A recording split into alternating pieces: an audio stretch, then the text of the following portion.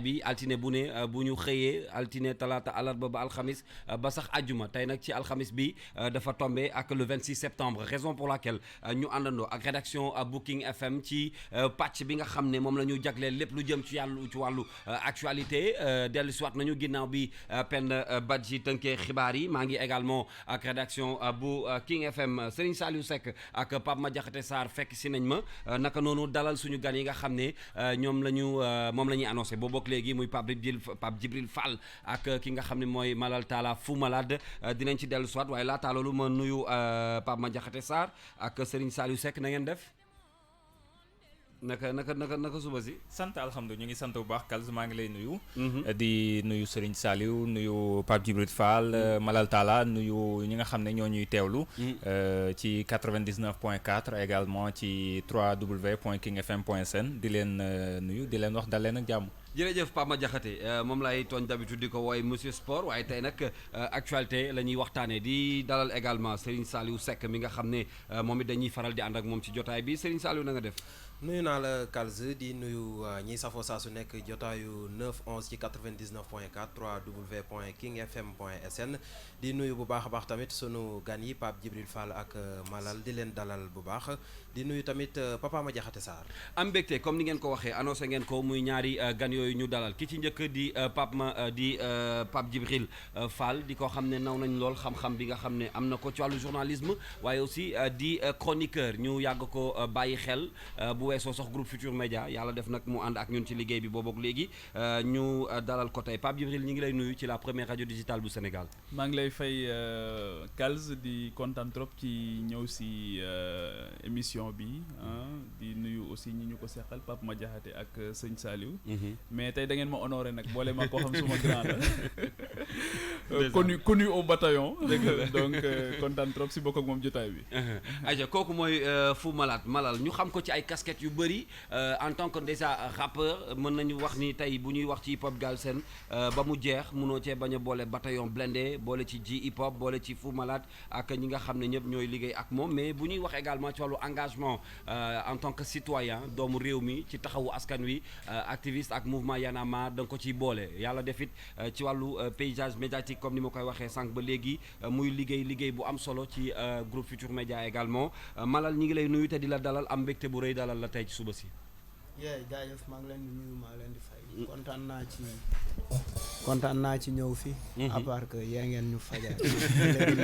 nelaw yu bàyyee bu ñu quoi. ak guddee tëdd bi waaw gis nga waaw. waaw ayca mais bon li ko jara ko jara voilà dañuy waxtaan tuuti ak Malal ak Pape Djibril mais damay bàyyi rédaction bi également li ñu bëgg a njëkkee ci waxtaan wi dañuy fàttaliku ñun ñëpp bu ñu ne le 26 septembre suñu xel day dem ci bateau le Joola yaakaar naa mooy naufrage bi gën a rëy boo xam ne ñu ngi koy seetlu on peut dire même ci àddina bi parce que d'habitude da ngay dégg ñu naan du mbirum Sénégal rek waaye mbirum àddina bi yëpp la ndax bakkan yi nga xam ne ñoo ci rot dafa bari rawatina boo koy xayma ci Sénégal ba génn sax bitim réew moo tax bu 26 septembre jotee xel yëpp day delluwaat ci loolu di bés boo xam ne yaakaar naa histoire dootu ko fàtte bu ñuy wax 26 septembre am na ñuy wax de temps en temps ñenn ñi laaj bilan ñi naan ndax mën nañoo wax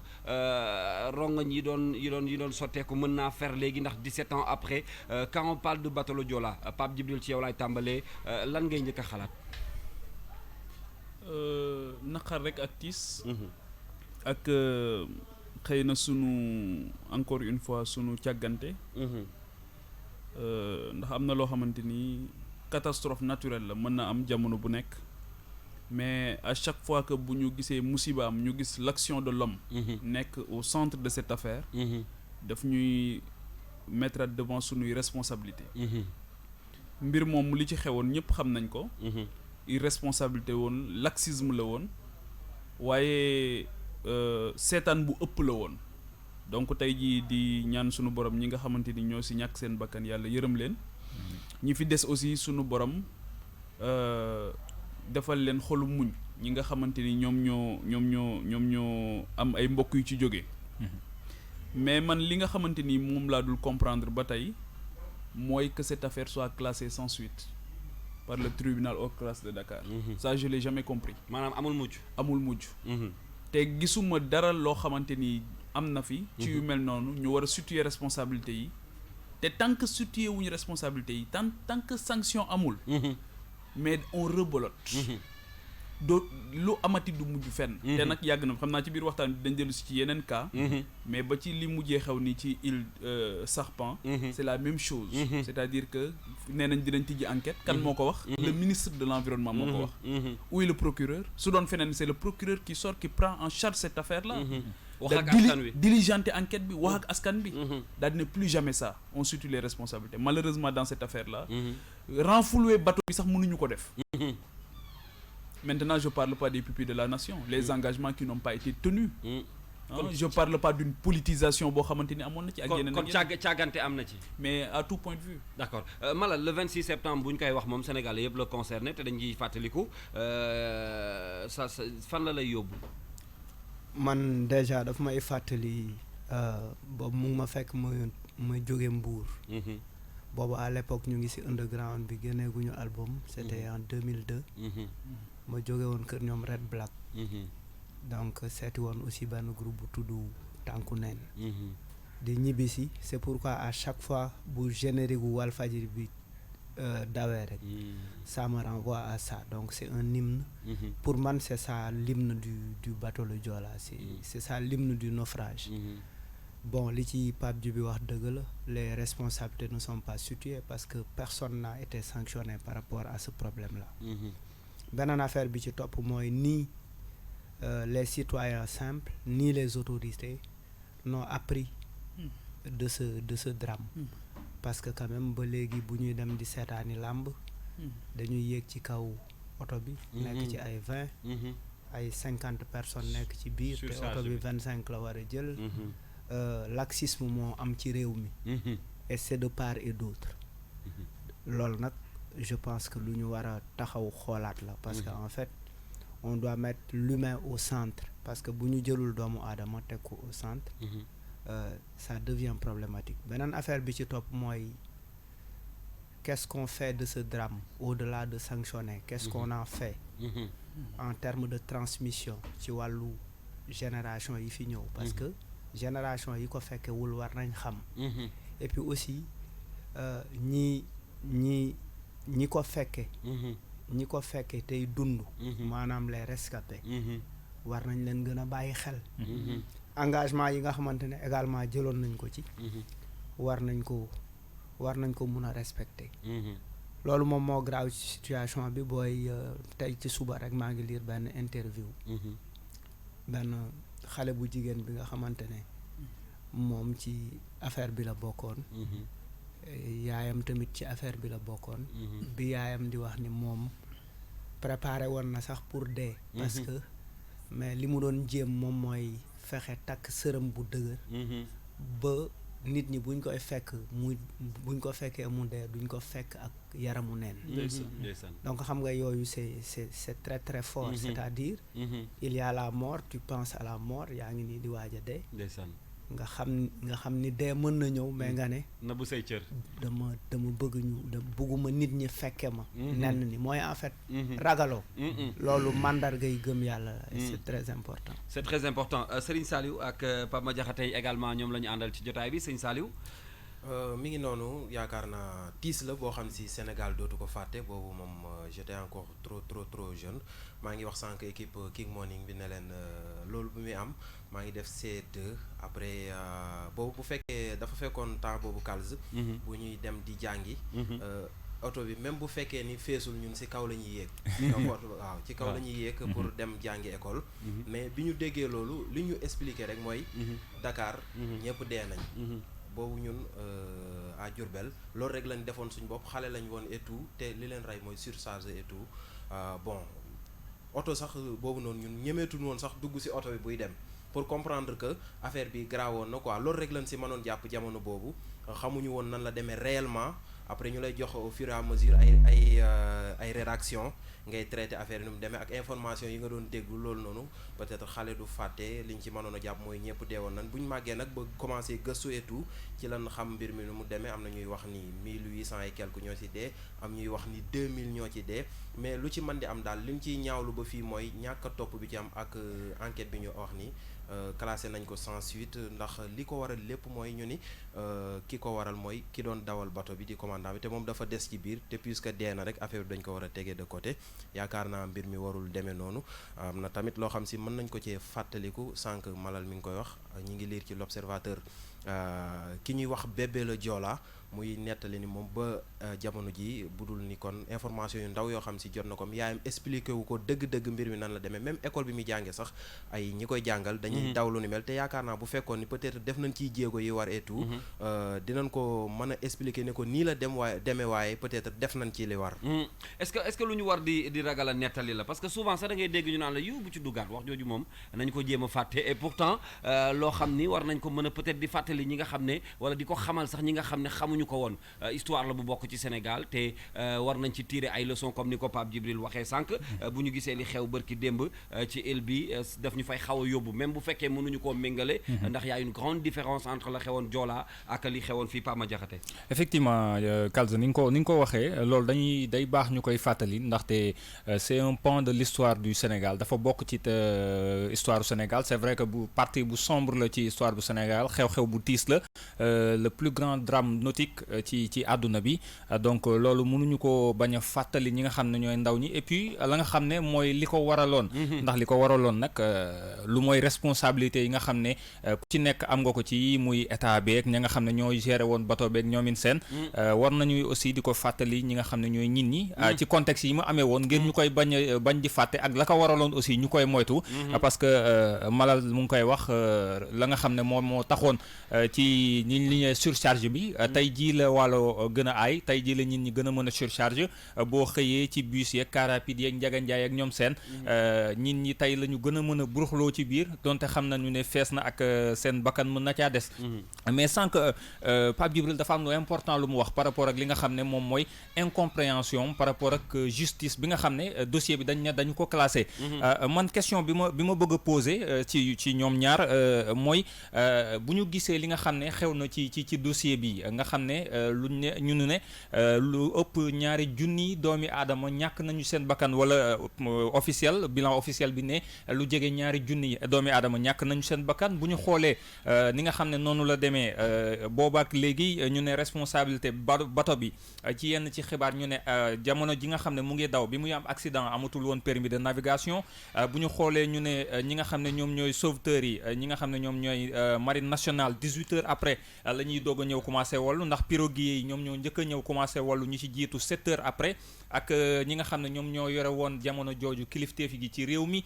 moo xam premier ministre la ministre yi fa nekkoon le président de la République avec tous ces responsabilités là tey jii nii ñu classé dossier bi sans suite bu ñu xoolee dans d'autres pays scandale yu mel nii wala jéey yu mel nii bu amee daanaka les ministres justice da leen di topp bu dee ay entreprises yu concerné da leen di topp ndax day firndeel ne tey jii nii wàllum justice bu fekkee ne état loxoom da cee takkee daanaka day doon dossier boo xam ne furas daal di xëddem lay doon ñi ci lorule daanaka dañuy mën a wax ne ñoom ñoo perte rek. waaye ñàkk nañu mais benn responsabilité du am est-ce que loolu également duy firndeel ne ci réew Afrique yi ñu toll loolu benn manquement la par rapport ak yeneen dëkk yi nga xam ne ñoo nekk ci àdduna bi. waaw manquement la mais xam nga wax nañ fi jamono yi yëpp débat bi posé woon par rapport à la protection civile. On en a débattu largement mais au-delà de Joola Pape Madiakhaté mais Demba Diop xewu fi jamono yi rek. ci ginnaaw stade Demba Diop. rapport d'expertise yëpp dañu waxoon ne mënatuñ ko pratiquer. ñu jox ko benn entrepreneur boo xamante ni xamuñu dans quelles conditions la wax ne rénover na ko. mais kooku tey lan moo ko ci fekk. absolument rien. il continue de bénéficier de marché de l'État. dara fekk ko ci. Léopold Sédar Senghor tijjiwuñ ko fi récemment pour benn manifestation bu mag a mag. alors que dañu wax ne bu ñu ko utiliser ti mais lu ne mënoon na ci xew. on frôle le pire on s'accommode avec le danger te duñu am problème ñun fatalisme boobu foofu la ñu toll. te li tax xamalan la fuite de responsabilité la ñi nga xamante ni ñoo lay njaboote yow nan ngay nekkee ci sa kër tey mu wóor la ne kër gi am na ñàngoor bu fi nekk. benn jaan bu mag mais Malal chaque jour ci biir këram mu dem tëddi en quiétude jàpp ne dinañ ci mucc. ñun c'est ça qu'on vit au Sénégal. am na ci malheur yu ñuy gis nii ci sunu bët di ko teg sunu bët mais am na yu gën a graaw yooyu sëriñ bi. am na nit ñuy dee dans des conditions yoo xam wóor na leen ne saa bu ñu xëyee il peut perdre la vie mais te dañuy dee te ndax amuñu ku leen dimbali ci hôpitaux yi ak ci yeneen conditions gis nga temps yi oto yeeg yooyu mais y a personne pour demander qu'on arrête mais beneen bi nga xamante ni moom moo am solo te du ñu mën a di dañ di am problème yu mel ni te Malal souligné na ko léegi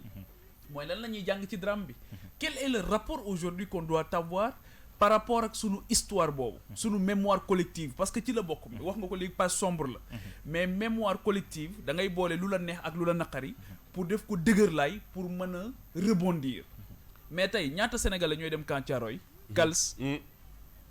ñaata Sénégalais ñooy dem Camp Thiaroye 683 personnes la ñu wax ne ñoom la ñu xëy ci benn fajar 1er décembre 1944 buum leen ñoom ñëpp ñu rey leen ça choque personne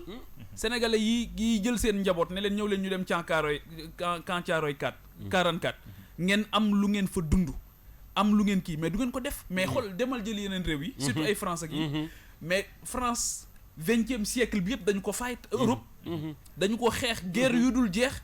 mais la ñu guerroon après juboo nañ de waaye la ñu guerroon ak la leen jotale woon yëpp mais ba tey jii dañ koy commémorer dafay des mu doon lu rëy loo xamante daf leen di lëkkale ak seen conscience collective ñun c'est ce problème que nous avons pourquoi du ñu renfouler bateau bi est-ce que du dañuy gaaw a fàtte mais c'est fait à dessein d'accord waaw d'accord Malal peut-être boo mënee yokk ci loolu censure bi dafa jaaxal ñu bëri des fois sax dafa mel ni dañ koy bëgg a nëppal rek pour fàtte waxu joolaa bi yes en fait il y a dañu am ay autorités yi nga xamante ne xëy na en fait politique moo leen gën a ñor mais il y a quelque chose de plus important mais mus naa ko wax ne uude nu mu la gisee rek la lay ëwalee effectivement les citoyens ne sont pas exigeants parce que Sénégal quand même depuis 1960 il y a eu des partis politiques il y a eu des gens qui se sont battus pour ñu am multipartisme démocratie am fii pour que quand même le citoyen sénégalais soit émancipé ñu ñëw ba ay 2012 on a assisté à la naissance de plusieurs mouvements dont Y en a marre yeneen ak yeneen ba instant bi ñu toll nii ay France dégage ay nitu dëgg et cetera et cetera loolu lan la war a jàngale moom mooy dañu bëgg a indi nit ñi pour ñu yokk seen capacité d'indignation parce que si nous élisons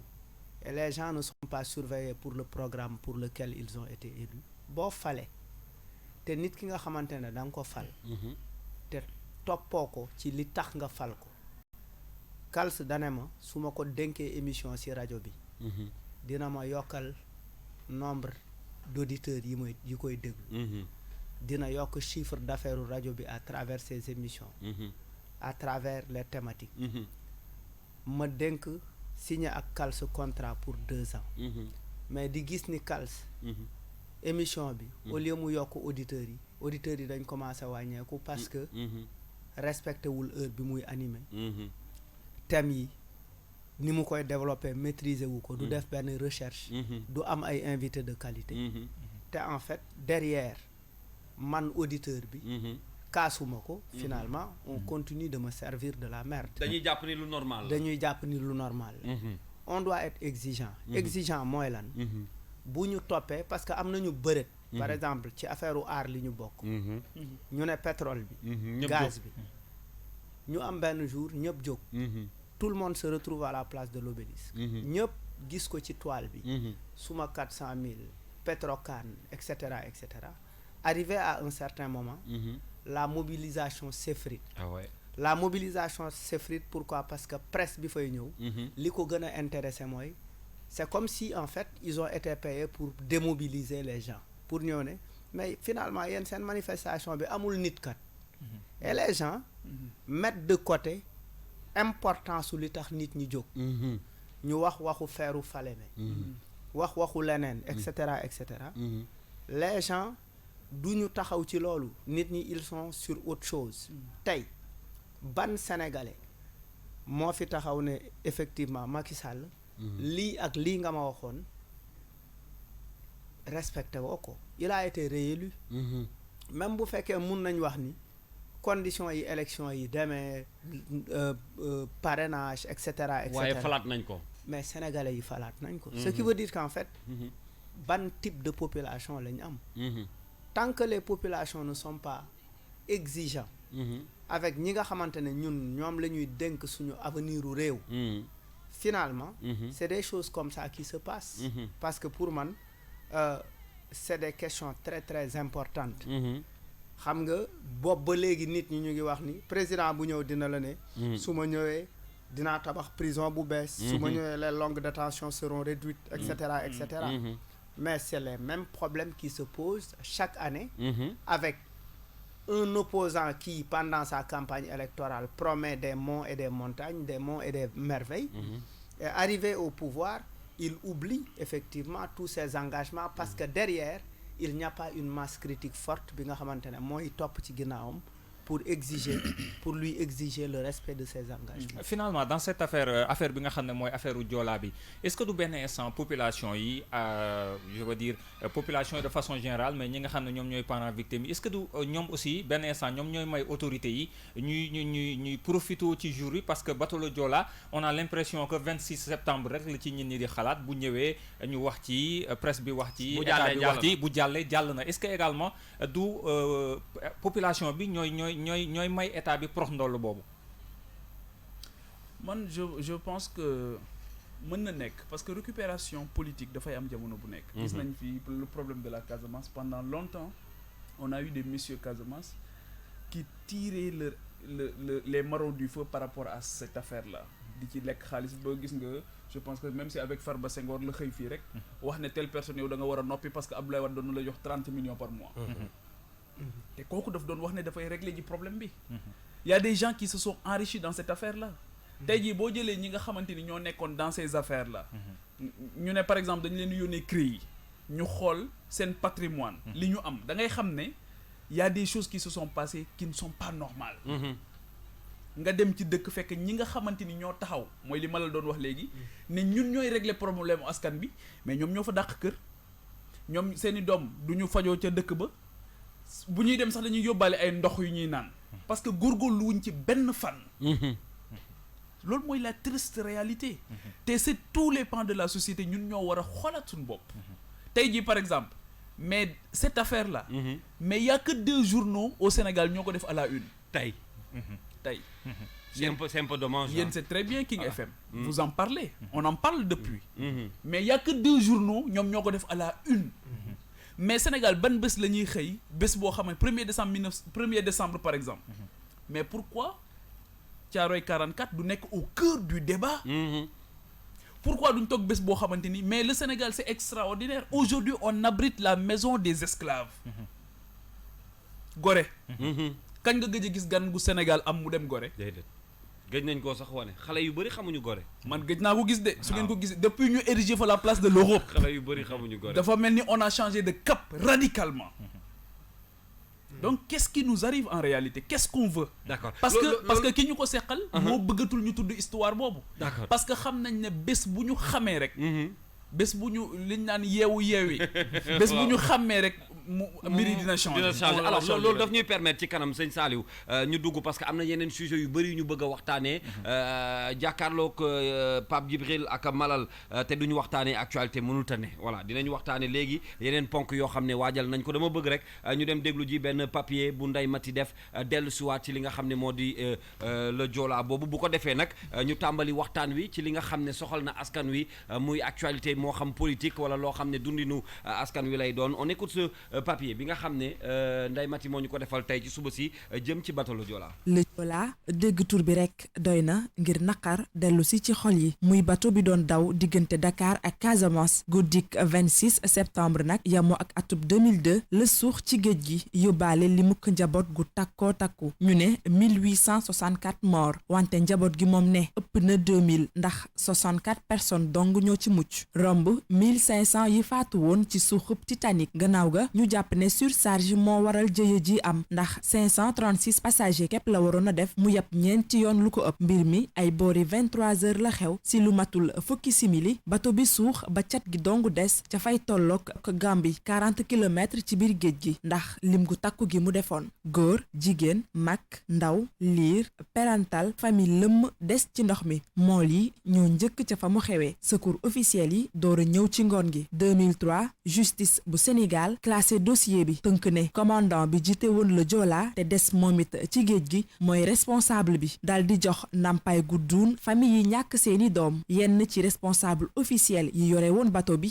ñu dàq leen te toppeewuñu leen dara rapport officiel bu enquête bi le 4 novembre 2004 la ñu ko fésal askan wu Sénégal ñoom joxoñ baaraamu tuuma nguurub Abdoulaye Wade gi fi nekkoon ci yooyee jamono dalee ko ci premier ministre bi fi woon di Mame Madior Boye lii sax mooy li taxoon président Wade dàqoon ko ci boppub gouvernement bi dal di fay teg Idrissa Seck le Joola suux ci ay anam yu doy waar surcharge doon li ñëpp ànd nangu ne mooy li ko waral ay at ginnaaw gi ay gaal di wéy di suuxaat fii ci Sénégal ndax surcharge bi ci mujj xewee ca île du Serpent nguur gi ne ñeent ñoo ci ñàkk seen bakkan presse bi moom ne juróom benn la le Joola góom bu dul wér ba mukk ci xolu askan wi. Ne bougez pas, c'est l'heure de la pub.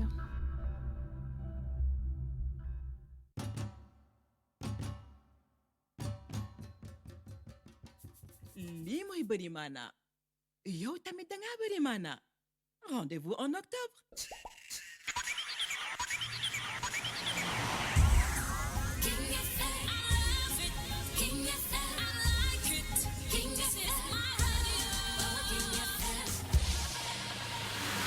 King FM, fort en musique. aca di gërëm Ndeye Mati Dieng bu rédaction wu King FM ci fàttali boobu nga xam ne defal nañu ko ci le Joola day mel ni tey la xol yëppay tooy boo koy fàttaliku ndax ñi nga xam ne ñàkk nañ seen bakkan Serigne Saliou foofu la ñuy jaare nag ngir mën a dugg ci yeneen ponk yoo xam ne bëgg nañ ko waxtaanee ci jotaay bi la ak suñu invité yi. mi ngi noonu bu ñu amee kon chroniqueur Pape Djibril Fall ak Malal faaw ñu waxtaanee li nga xam si moo soxal askan wi doon na ci baax nag comme ni ñu yaatalee ci bateau le Joola bi ak li nga xam si moo di anniversaire bi dina am tamit mbir yu bëree bëri léegi rek Malal cof na ci muy aar li ñu bokk ak seen taxawaay ci coowul pétrole ak gaz bi nañu doore woon loolu faaw ñu yaatal ko dinañ yaatal itam politique bi waaye tamit li nga xam si moo di xew-xew bi nga xam sax foofu la ñuy dooree Kalz muy Masalikul Jinaan ak ubbite bi ñëpp xam na ni dimanche ba léegi Serigne Mountakha Bassirou Mbacké moo ngi ci dëkk bi waaye liñ ci mujj a nemmeeku rek mu di démb bëri na ay politique yoo xam si ñi ngi dem di ko fekki foofu ay politique yoo xam si sax gëjoon nañ leen a dégg wala sax ci yu mel nii rek lay am ku ci mel ni Idrissa Seck jaar na fa am na ñeneen ak ñeneen ñoo xam si ñu nga leen fa doon annoncé président Abdou Wade tamit dem na fa ñu bëree bëri toppoon ko même archevêque bu Dakar di Monseigneur Benjamin Ndiaye dem na fa wax fa tamit kàddu yu rafet a rafet mais fi ñuy dooree rek moo di ci politique yi rawatina Idrissa Seck mi nga xam si gëjoon nañ koo dégg moom Idrissa rawatina ci langu politique bi mu mel ni kon loolu jaaxal nañu bëree bëri cell ji nga xam si Idrissa Seck nekkee na ko boobaak léegi dañuy tàmbalee ci Pape Djibril Fall cell bi Idrissa Seck nekkee diiru daanaka ñu génnee ci élection présidentielle yi ak léegi kenn déggu ko mu def benn déclaration bu am solo jëmale ko ci wàllu politique. d'abord fi nga tàmbalee foofu lay tàmbalee aussi mooy ci Masalikul Jinaan bi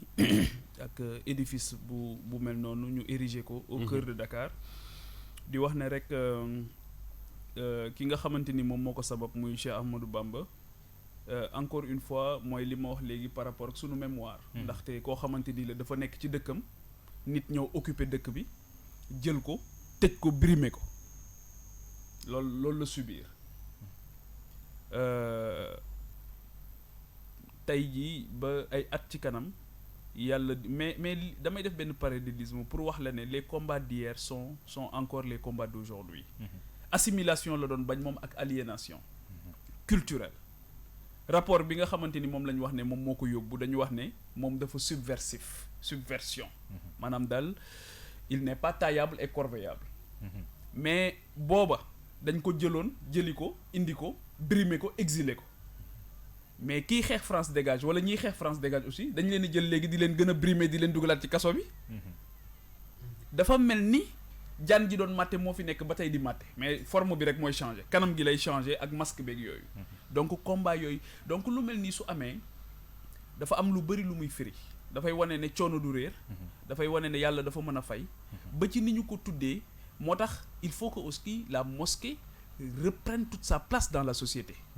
waaw mu bañ a nekk foo xamante ni rek dañuy dem julli daal di dellu mais mu nekk li nga xamante ni moom la nekkoon ci cosaan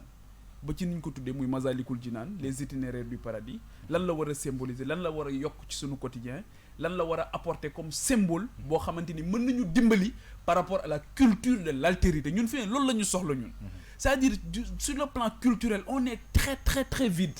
les gens font des efforts énormes mais ba tey dafa am lu des parce que ban politique culturelle la ñu am tey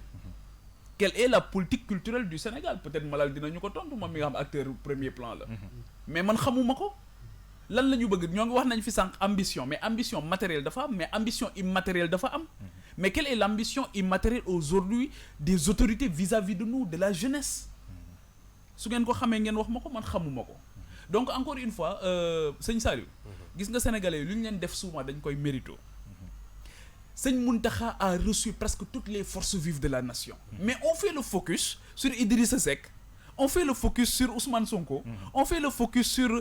waa kër Khalifa Sall on fait le mais il a reçu les acteurs économiques il a reçu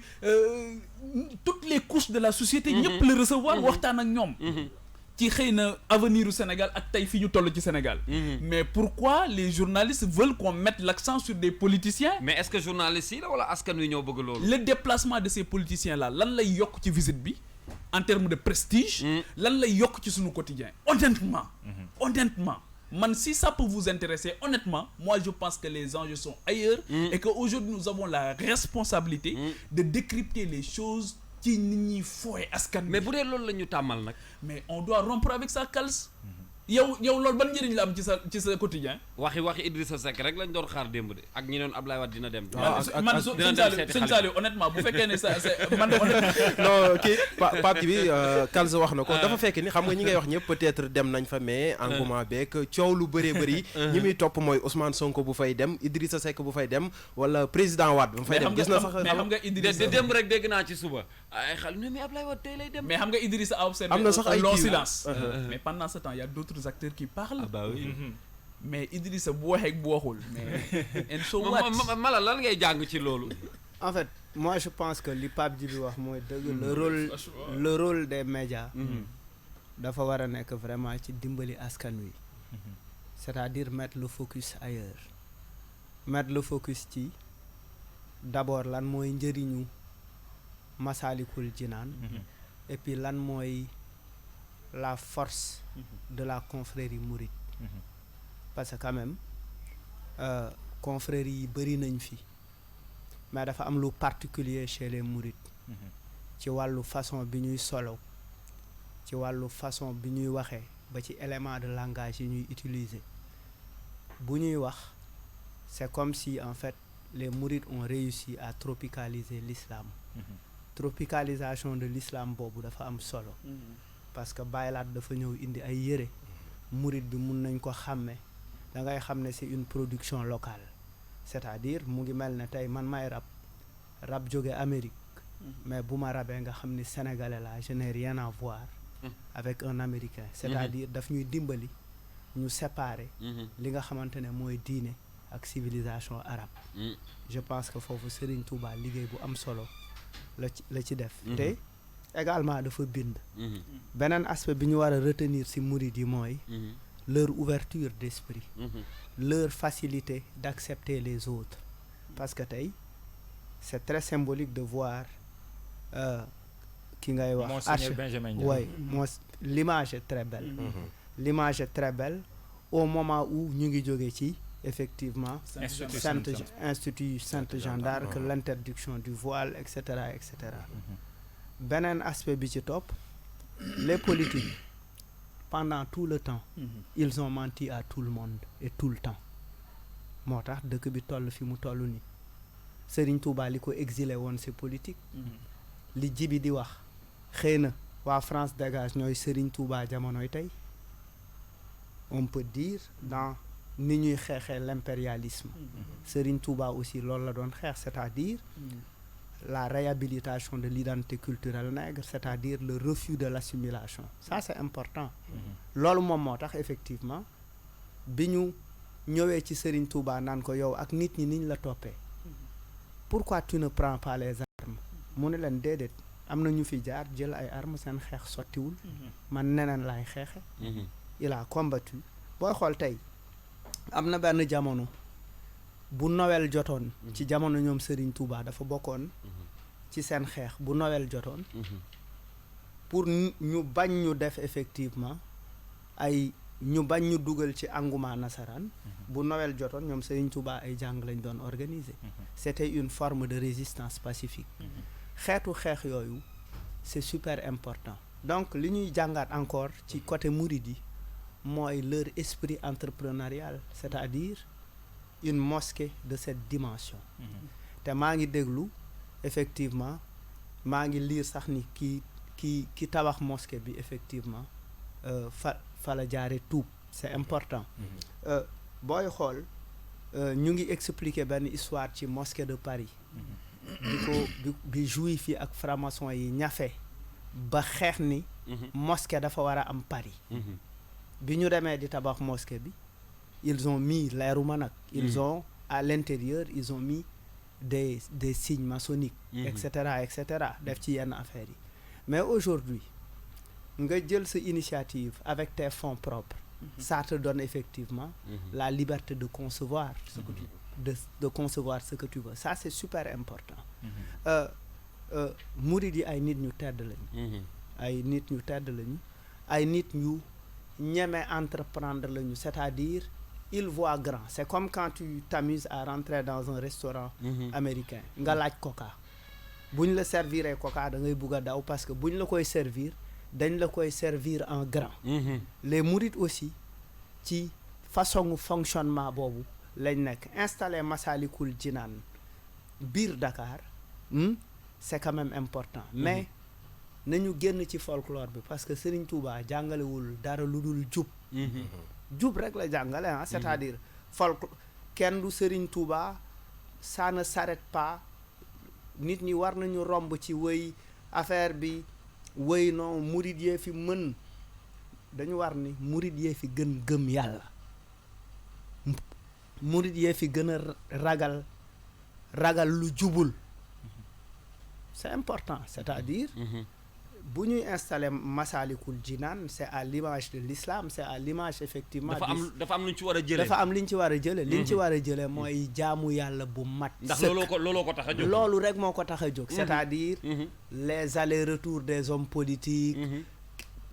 Macky Ablaye Wade nga faak Idrissa Seck mais li nga xam ne politiciens yi mosuñu ko réussir ba tey mooy récupération politique bi Pape Djibril doon wax mais bu ñu demee ci këru diine yi am na yoo xam ne mënuñu koo réussir foofu fu mel ni Touba par exemple jéemee nañ ko nu ne mais à chaque fois da ngay gis ni Touba ngi des ci fi ñu taxawoon ñoom ba tey mooy tëddee njaaxaanaay mais ils arrivent à mettre les confréries dans la politique oui ils les mettent dedans donc ñoom li ñu bëgg ñu ngi koy jël oui non c'est-à-dire loolu moom bu ko sax il ne faut pas c'est-à-dire les confréries sont dañu taq ci politique dañu taq ci politique chaque confrérie au Sénégal est affectée presque à un parti politique s'il faut le dire comme ça mais jàppale gi ci confrérie yi loo ci par rapport ak politique yi du lu bees fii ci Sénégal oui du lu bees mais dama bëgg a wax ni on doit comprendre que en fait l'enjeu bi enjeu wu Massalikul Jinaan dafa romb ay idéologie politique dafa romb le sujet sur Massalikul Jinaan yàlla ak yonent bi la ak Serigne Touba loolu kese la parce que moom mooy noo ko waxee lan lay firi les itinéraires du paradis itinéraire du paradis mooy fi la jëmale yoon yi la jëmale àjjana félicité ici et dans l'au-delà et ça xam nga loolu la quoi c'est-à-dire amul leneen c'est-à-dire c'est pas les itinéraires du capitalisme c'est pas les itinéraires du socialisme c'est les itinéraires du paradis et le paradis ça fait référence effectivement à la religion et pour notre cas à la religion musulmane et plus particulièrement à la confrérie mouride. Serigne Touba dafa jaayante. dafa dem ci géej gi. il a subi. ba pare dafa bind. il a vraiment écrit. dafa bind lu bëree bëri. ba pare am lu mu fi teg xëy na on aurait pu avoir islam boo xamante ne islam boo xamante ne beneen islam la. mais yàlla baax na ba bi ñu amee ni ñoom Serigne Touba ñoom maam El Hadj Malick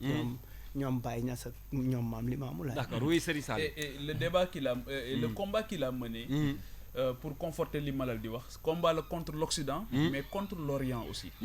Orient ak Occident. Parce que bi ñu koy yóbbu ci naar yi aussi Mauritanie dañu bëggoon rek mu am complexe ci ñoom parce que famille yi gën a érudite foofu lañ ko yóbbu woon. far yàlla dogal renversement des rôles am ci ñoom niñ ko xalaate woon mbir ma jaxasoo ci ñoom ñu ñëw sax di joxe seen bopp di jébalu mu nekk benn façon accomplissement aussi africain boo demee ci Masalikul Jinaan bi dafay wax ne fa lay sa yuuji bu sawaadul jismi safahatal fata wa suu al fahmi c'est-à-dire bul jàpp ne der bu ñuul dafay tax nga gàtt xel wala nga dof combat bi mu doon mëne moom la ñoom Cheikh Anta doon mëne moom la ñoom Thomas Sankara doon mëne moom la ñoom Martin Luther King doon mëne moom la Mahatma Gandhi doon mën ne xam nga combat bi lan la mooy kenn du not suñu askan. combat boobu moo tax ñu exilé ko. mais yàlla defal ko ci ndam parce que yóbbu nañ ko indiwaat ko mu wëyal liggéeyam waaye dañ ko téye résidence surveillée ba mu wàcc liggéey. et il faut rappeler mooy li may wax benn waay mu ne ma tuer Thomas Sankara ma ne ko il faut faire très attention parce que derrière chaque Thomas Sankara il y a un Blaise Compaoré. Le tubaab n'a jamais agi directement. Il utilise toujours des Africains de service. Ces gens-là aussi sont toujours là. saa bu Malal jógee ne dafa bëgg affirmation il trouve un Africain boo xamante ni un Sénégalais boo xamante ni moo koy décourager ne ko non lii mënoo ci dara le système est trop résilient bul jéem bul def dara waaw léegi nañu fonk mais imaginez ce qui nous est arrivé avec Senghor mais doomu Sénégal boo xam ñëpp dañuy bàkku parce que dafa mën làkk beneen bu dul sa làkk réew ñëpp naw ko ci parce qu'il maîtrise la langue de l'autre mais est-ce que loolu ndam la est-ce que France tey ji un Français dinañ ko naw tey di ko tatagal parce que dafa agrégé en wolof mais il faut qu'on soit sérieux finalement Pape Djibril est-ce que ce n'est pas dommage bu mu la déggee ngay wax est-ce que ce n'est pas dommage aujourd'hui fi ñu toll Sénégal en 2019 plus de 50 ans près de 60 ans après les indépendances ñu mel ne Cheikh Ahmadou Bamba ak yenn message yi nga xam ne dañ ko doon porter yenn combat yi yaa ngi koy wax kon pour der bu ñuul affirmation mais également yeneen kàngam yoo xam ne ñu ngi woon ci réew mi combat yi ñuy def dugaluñ ko ci njàngaleem ndaw ñi est-ce que loolu c'est pas mais c'est une faiblesse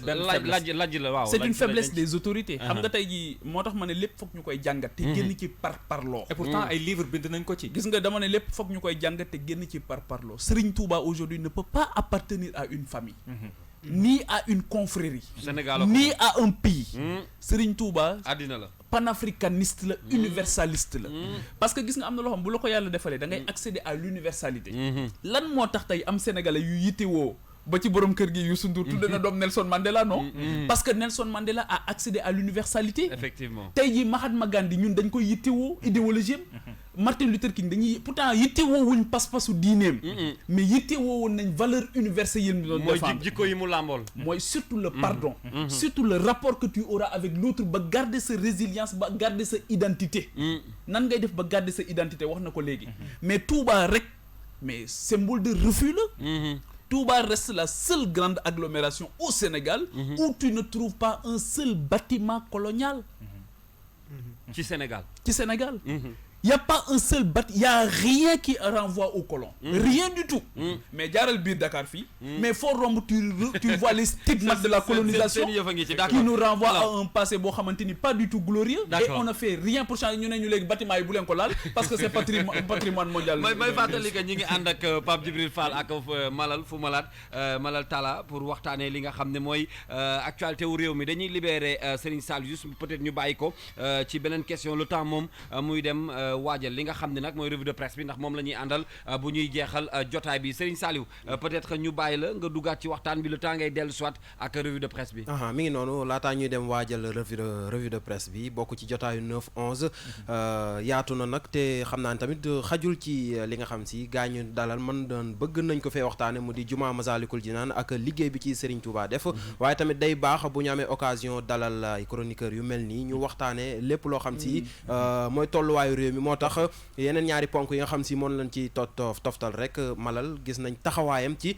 li nga xam si moo di aar li ñu bokk ak coowul pétrole beeg gaz bi loolu faaw ñu wax ci waaye tamit coow li nga xam si moo di coowul 94 milliards yi mën nu cee bañ a wax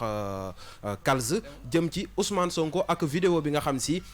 ki ko def moo di maître El Hadj Diouf di avocat bi layool Mamour Diallo loolu tamit xam naa ni mooy ñaari ponk yi bu fekkee ni li ñu dese ci temps bi dafa bariwul rek ñu waajal revue de presse bi bàyyi leen ñu yaatal loolu. D'accord, alors li ñu bëgg a waxtaanee man dama ciy yokk rek rapidement xam naa on va aller peut-être plus vite dinañ wax ci inondation bi ñu nemmeeku fan yi wax également ci mbirum Alioune Sall wax nga ko ak pétrole bi accident yi ñu nemmeeku ci tali bi également bëgg nañ ci waxtaan ak géej yi muy def fan yi ci wàllu jéeya dinañ wax tamit ci grève bi ñu nemmeeku ci commerçant yi tëjee ko nag ak livre bi nga xam ne xëy na jur na coow ci histoire du Sénégal foofu sax laa bëgg a tàmbalee balaa ñuy laal pétrole bi histoire du Sénégal bi ñu doon bind ki nga xam ne moo di Iba Der Thiam te coow topp ko lool ñi naan moom la ñi ne du moom xëy na dañ ko cee jiital déjà histoire bi nga xam ne commencé na andi ay wax ci diggante ay kër bu weesoo ci diine ji ñu doon wax léegi jur na ay coow ci ñenn ñi nga xam ne nee nañ nañu bindee seen histoire du noonu état du Sénégal aussi jot ci addu ay kaddu Iba Der bërki démb mu tontu te loolu yëpp li ko tënk mooy xool taarixu Sénégal revoiraat wala waxtaanaat ci histoire du Sénégal déjà ñun rek ay en tant que ay jeunes bu ñu déggee ñuy waxtaane histoire du Sénégal ñi naan juum nañoo ñee ne juumuñu coow juddu ci yéen ñi nga xam ne xëy na seen xam-xam màcc na ci lu soxal askan wi ban gis-gis ngeen ci am peut-être mën naa commencer ci Malal le temps may dem ci Pape Djibril. yes nettali histoire moom munul parfait yow léegi bu la Pape Gueye sa xarit te nga tuddee ko doom bu la batale woon ci jabaram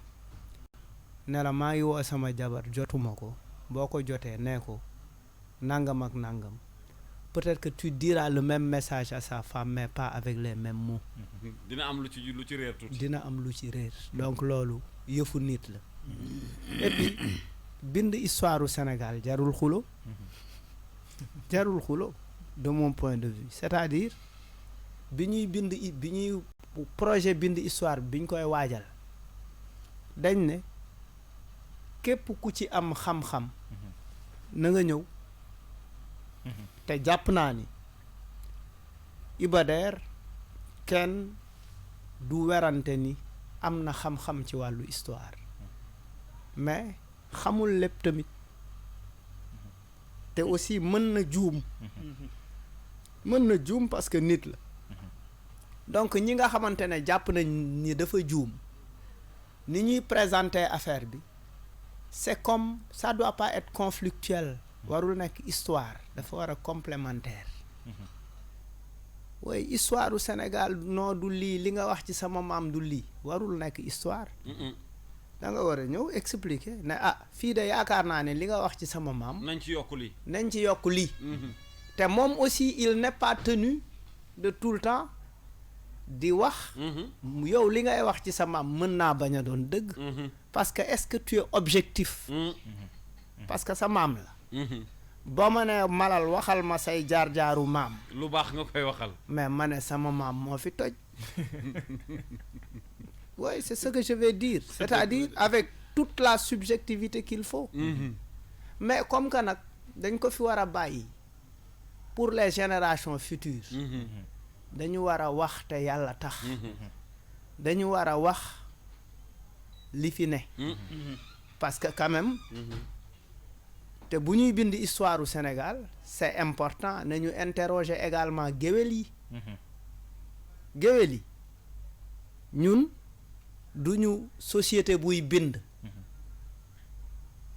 dañu am ay géwél yi am fi ay rôle c'est des bibliothèques ambulantes bibliothèque yooyu nag dañ lan soxla pour ñu wax ñu li ci exagération ñu xam ko li ci dëgg également ñu xam ko mais jàpp naa ni soxlawul werante soxlawul xuloo soxlawul xeex mën na ñàkk d'accord alors Pape Djibril waaw man je pense que j'ai eu l'occasion ma wax ko ci affaire histoire générale du Sénégal il faut d'abord ñu d'accord ci lan la ñu bëgg ndax dañu bëgg lu renforcer suñu vivre ensemble parce que booy bind histoire loolu la boo bëggee xam sa histoire ak loo xamante dina la permettre nga am sa identité nga bañ a traverser une crise identitaire ba doo xam yow yaay kan.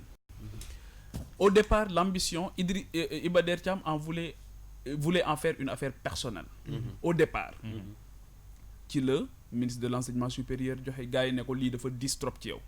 joxe 150 millions projet bi commencé intéresser président Macky Sall mu dem conseil des ministres ne dina dugal 1 milliard. bi mu ne dina dugal 1 milliard comme xaalis jóg na ñu dem génne ñi nga xamante ni ñoo ca nekkoon des bonnes volontés yu ci nekkoon avec un bénévolat pur et dur ñu génne leen ñeneen ñëw dugg xaalis dugg génnul nag ñooñu ñoo plombé liggéey bi donc ma ne bu fekkee ne dañu dem ci commission bu mel nii mais coow lu mel nii am mais c'est parce que y a quelqu'un qui n'a pas fait son travail il y a eu des légèretés quelque part mais auditons le comité scientifique ñu xool la question du profilage kan moo fa nekk te warul foo na nekk ak kan moo fa dugg d'une façon boo xamante ni xëy na moo jaxase mbir mi bizarre léegi gis nga loolu suñu ko defee ba pare man dama nekkoon nay plus loin est-ce que le professeur Iba Der Thiam à son âge waroon na jiite chantier bu immense comme noonu moi je pense que mënoon na nekk benn ndax du lu tuuti quand même waaw du lu tuuti est-ce que physiquement mën na ko nee na sax il n'a pas eu le temps def tournée bi nga xamante ni bëggoon na ko mais beneen problème bi nga xamante ni am na ko teew duñu ko wax mooy il a eu un problème de moyens et c'est pas la première fois lan moo dal Doudou Ndoye bi ñu ko joxee la commission nationale de réforme foncière mais dafa xëy bàyyi ko ne parce que amuma moyens yi Moustapha Souran jël ko mais la commission nationale de réforme foncière Malal le document bi mu génne ban valeur ajoutée la am ci suñu quotidien su ngeen ko xamee ngeen wax ma ko bi ñu jëlee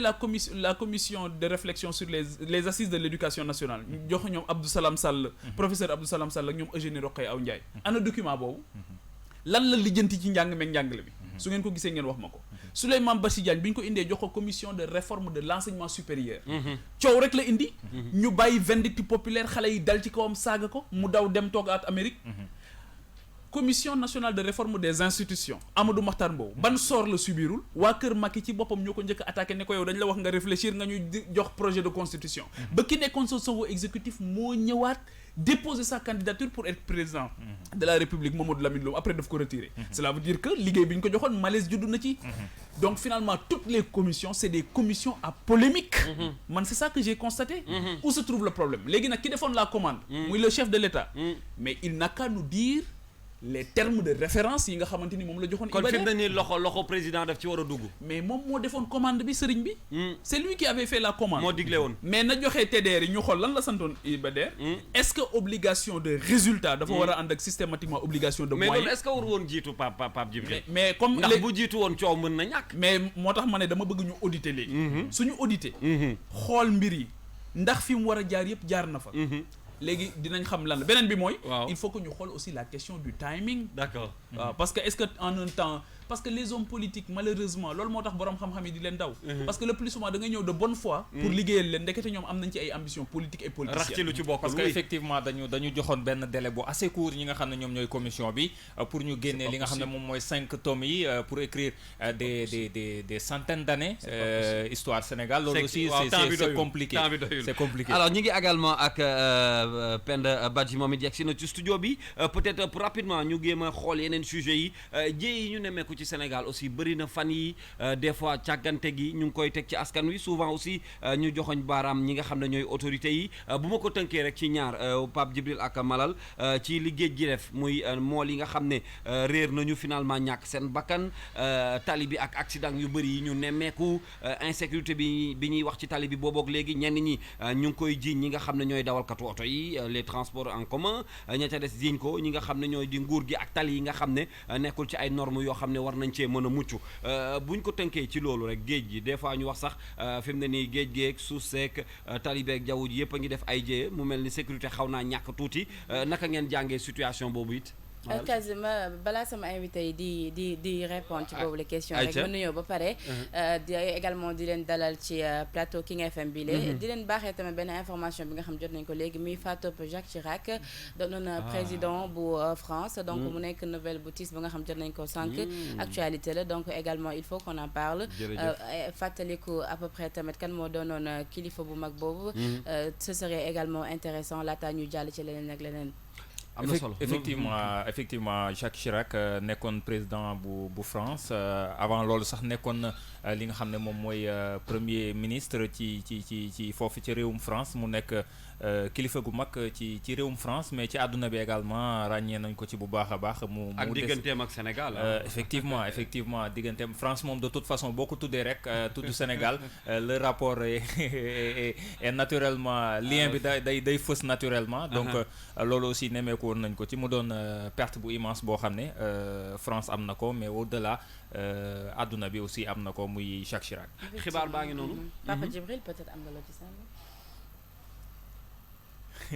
Oui, bon, de compatir avec le peuple français. yàlla na ko yàlla yërëm te yéexee ñu. te yéexee ñu jërëjëf xibaar baa ngi noonu Penda Badji moo ko andi oui Penda ñu bàyyi la sax déjà pour dugg ci waxtaan wi. Kaz pour fi nga daanalee foofu laa yëkkatee mooy problème d'insécurité ci Sénégal en fait man question bi ma am envie ñoom Papa Djibril ak Malal tontu ci mooy ban problème la ñu am ba à chaque fois autorités yi ñoom balaa ñuy agir rek il faut que incident am. il faut que jëyi am rek ñu doog a teg ay solution wala commencer teg ay lois yi nga xam après population dañu am problème pour sukkandiku ci la wala pour looy ci mu nekk li nga xamante ni du am suivi lan mooy problème bi ba à chaque fois askan bi ñoom buñ tegee ay proposition wala ay règles askan bi duñ ko topp à la lettre. waaw parce que en fait ñun ñoo am envie ñu gouverner ñu nit ñuy gouverner c'est-à-dire nit ñuy gouverner nii. ñun noonu lañ bëgg ñu gouverner ñu c'est-à-dire. mais dañu gisul leneen rek. ouais non du loolu. c'est-à-dire non on n'est pas quoi dañu gisul leneen rek. non du loolu non du loolu c'est-à-dire ñun ñooy fal. on sait que Sénégal dëkk la bu musul am coup d'état. ñooy fal waaye jiitewuñ suñu bopp. ñooy fal jiitewuñ suñu bopp. war nañ mun a comprendre ni que puisque ñooy fal. am nañ pouvoir te dafa am li tax ñu fal. li tax ñu fal dañ ñu jaay ay concept jaay ñu ay programme yi doy ñu. effectivement ñu ne. voici la personne xam nga tey aujourd'hui boo xoolee posture bi Sonko taxaw. di wax sénégalais yi fental ko woy Sonko jërëjëf. Sonko jërëjëf c'est parce qu'en fait les gens se retrouvent pas dans ce qu'il dit. mais si demain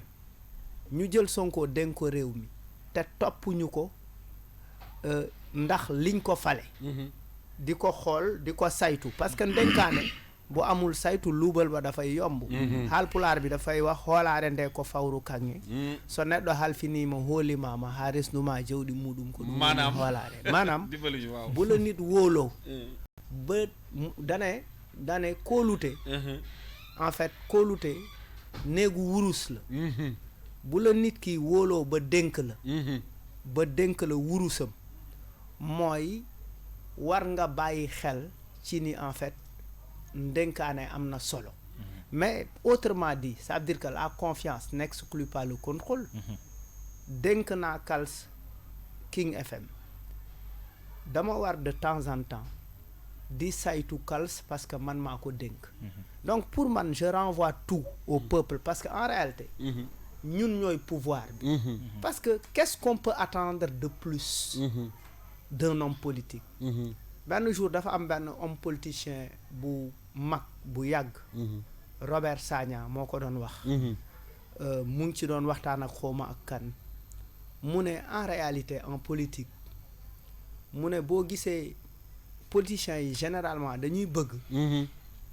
toujours askan wi di nekk ci situation bi ñu nekk pour ñu mën a maintenir la corde de la dépendance entre ñoom ak askan pour que à chaque fois askan wi di leen soxla dañ leen wutal limite c'est-à-dire je ne jamais ma matal li ma war a parce que c'est pour me donner un prétexte ñuy am soxla tout le temps nga koy mën di ngay am soxla mu créer ce lien de dépendance là mais loolu askan bu ko comprendre par exemple tey Algérie je te donne simple Algérie moo gagné Coupe d'Afrique par exemple mais le fait que ñu gagné Coupe d'Afrique démobiliser wul les Algériens sur le terrain ils restent mobilisés sur le terrain parce que am nañu objectif parce que dañu am benn objectif bu clair ils ne veulent pas de tel ils ne veulent pas de ça ils ne veulent pas de ça et am objectif en 2012 en 2011 le 23 juin le peuple sénégalais était déterminé à dire que écoute le ticket présidentiel ne passera pas du jàll aujourd'hui buñ ne voiture de moins de 8 ans du dugg par exemple voiture de moins de xawma ñaata du dugg ci réew mi tey de xawma lan waaw ñu ne oto yooyu du fi dugg sénégalais yi seen bopp di créer ay mécanismes yu oto yooyu duggee tu retrouves au port effectivement des agents corrompus qui sont capables de faire passer des voitures âgées de plus de 8 ans teggi charte yi dara du leen ci fekk c'est-à-dire ce laxisme là impunité bi fi nekk et cetera c'est ce qui nous mène à ça donc en fait du ma ne les responsabilités sont partagées parce que loolu dañ ko war a romb bu ñu amee un peuple bienveillant buy taxaw ni tey par exemple je te donne un truc simple Touba kenn sañu fa tux cigarette c'est une loi ndigal bu taxaw c'est autorité religieuse yi teg ci seen bakkan ne lii ak lii ak lii ak lii du fi am te loolu ñu wax ni du fi am du fa am même bu fekkee mi ngi fay am doo ko gis wala doo ci gaaw a teg bët est-ce que loolu wanewul ni peut-être askanu Sénégal ñoom kilifa diine lañu gën a nangul que ñi nga xamante ne ñooy autorité non mais au-delà de ça c'est-à-dire am na bu fekkee tout mu ngi dépendre ci en fait kiy tere li muy tere lan la ko jaral c'est-à-dire bu fekkee li may tere naa par exemple surcharge car rapide bi mu ngi romb ñaata agent te pourtant c'est une loi c'est écrit mais l'agent ne dit rien parce que en fait il n'est pas rigoureux par rapport au texte c'est-à-dire il y a le texte mais il y a son application problème mu application boobu nag la ñu am problème mu application wu texte bi quoi la ñu am ba pare derrière y a autre chose le citoyen très paradoxal par rapport à lui-même xam na ni lii baaxul ci moom mais malgré tout aussi il le fait parce que le citoyen pour man il faut remettre tout lépp ci citoyen bi la parce que puisque politicien bi dafay topp sa ginnaaw di la yelwaan bu soxlaa sa baat di raam di sukk di la woo 1000 appels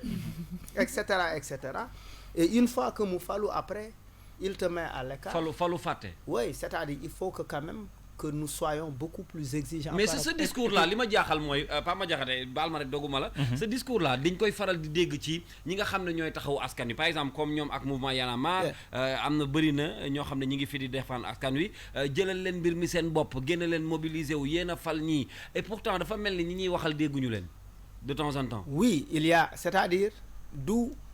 sax il y a c'est-à-dire pour man sénégalais lu nekk contexte la koy jàppee pour moom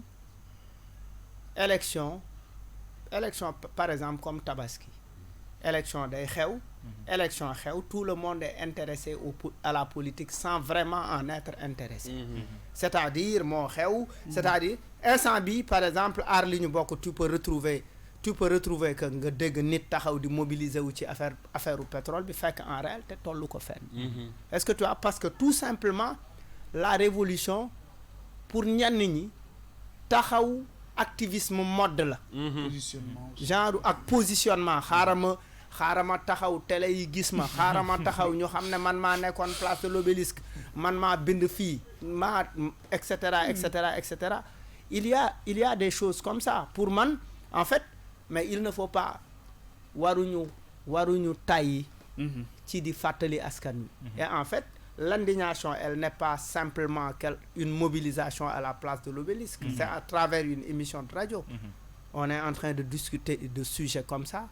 l'indignation c'est aussi par rapport à son comportement de tous les jours on peut s'indigner en changeant son comportement alors comme ni nga ko waxee bu fekkee ne Pape Djibril bu ñu déggee Malal problème bi wax na ko nee na du wax ne il faut situer les responsabilités sont partagées moom ci ni ma ko déggee problème de citoyen la ñuy faral di wax ñu ne garab ci ba muy tooy lañ koy mën a jubbanti finalement que fait-on de l'instruction civique bi nga xam ne amoon na tey daanaka boo duggee ci école yi yàggul dara defoon nañ ci benn reportage personnellement mais da ngay dégg enseignants yi sax dañ la naan léegi daanaka 10-15 minutes lañ koy accorder alors que ci biir instruction civique bëri bëri na lu ñu ciy jàngale ci posture bi nga xam ne citoyen bi war na ko am ci loo xam ne war na ko am ngir mën a jëriñ réewam tey jii nii instruction civique boobu bi nga xam ne tey daanaka place am amatul sax mën naa ne bu ñu nee amatul ci biir école yi loolu également est-ce que du ay facteurs yoo xam ne facteur bloquant la par rapport ak li Malal di wax ak société bi nga xam ne comprendrewul yu bëri peut-être da koo xamul wala dañ ko nampatalul ba mu màgg ak moom li Pape Madiakhaté li Penda wax loolu mooy la question fondamentale mooy dafa poser question bu troublante mu ne ndax way diine yi la ñu gën a déggal ci way politique yi wala sax ku yor état mais nit ñi Sénégal joxe addiya moo leen gën a yomb foofu joxe impôt parce que addiya bi démarche volontaire la mais am nga ci yaakaar parce que àdduna lépp yaakaar la espoir la rek mais maire bi nekk ci marché bi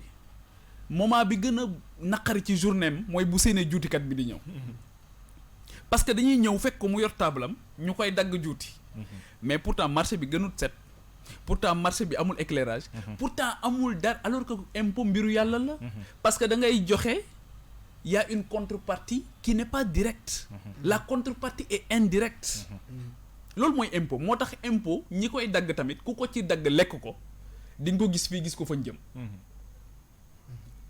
ku koy dagg it ñu ger la di nga ko gis fii gis ko fañ jëm yaa ngi dégg donc loolu aussi il faut que ñu replacer ces choses là ci seen contexte beneen bi mooy